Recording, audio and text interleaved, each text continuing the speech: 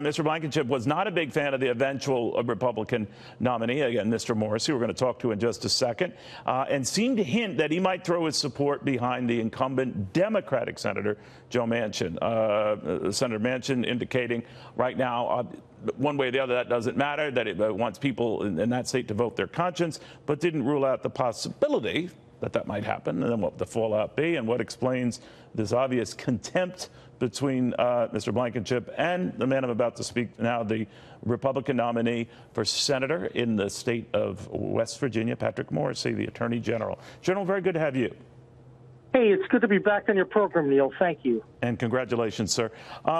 Did you ever get a congratulations from Mr. Blankenship?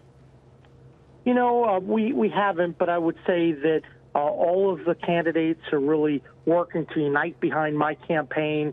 Look, I know campaigns can be very tough. Don Blankenship is a tough competitor. They were all very tough competitors, and I'm looking forward to earning the support each and every day from all the people that ran in that primary, and I'm hopeful it's a matter of time.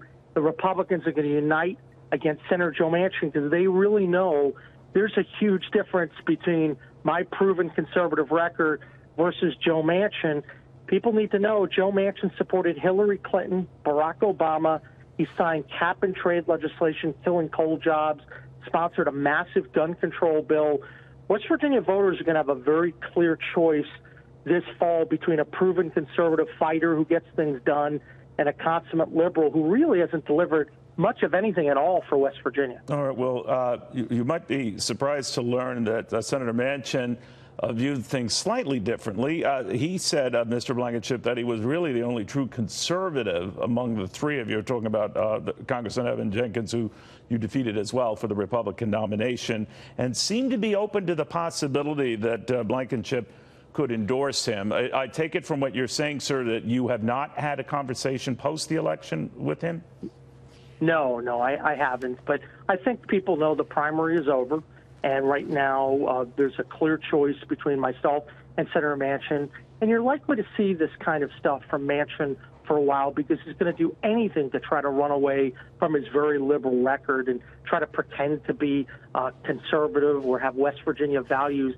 The reality is that the record on the issues for Joe Manchin is going to provide a very steep hill for him. Now, you say a liberal record. Of course, in your state, sir, you know, you could be a moderate and it could be deemed a liberal record. And of course, Donald Trump was very popular in your state, won the state by 42 points.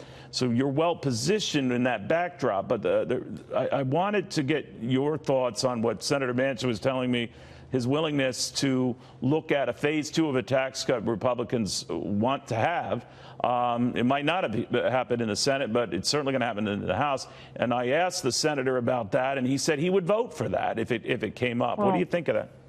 Well, I think it's another example of Joe Manchin says one thing and does another. He had indicated he was open to voting for the Trump tax cuts, but he voted no. And in fact, the president has reached out to him on numerous issues, and Joe just always seems to say no. I think Vice President Pence has pointed that out. And President Trump is going to be a very big asset in West Virginia because he knows I'm going to be a strong vote for his agenda and for conservative West Virginia values. Has he said, do you want him to campaign for you, sir? I'm sorry. Do you want him to campaign for you, and he has agreed to? Or? Oh, I definitely want him to come. In fact, I had a very good conversation with Donald Trump Jr., and he's going to be coming in, and I'm very hopeful that the president will come back time and time again because I think the president has really had West Virginia's back, and so I'm very hopeful for that, and I think that he could make a big difference. I think he has made a big difference in West Virginia already. All right, Attorney General, again, congratulations. That was a tough race, and you won it fair and square, as they say. Thank you, sir.